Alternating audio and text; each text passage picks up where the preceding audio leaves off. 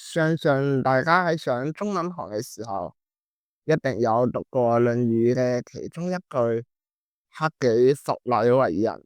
一日克己復禮，天下歸仁焉。而孔子強調嘅禮，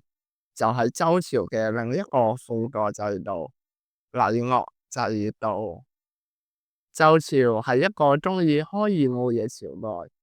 禮樂制度就係為咗配合宴會而制。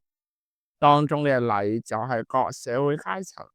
開宴會時所相對嘅規律，而樂就喺宴會上相應嘅樂曲。例如，天子喺宴會上可以演奏大雅呢首樂曲，而諸侯則只可以演奏小鳴。禮樂嘅核心係透過宴會嘅規律，將社會各級尊卑有別嘅概念潛移默化，以此規範社會各級嘅行為，嚟穩定社會秩序，同時亦都有助中華制度等級嘅推行。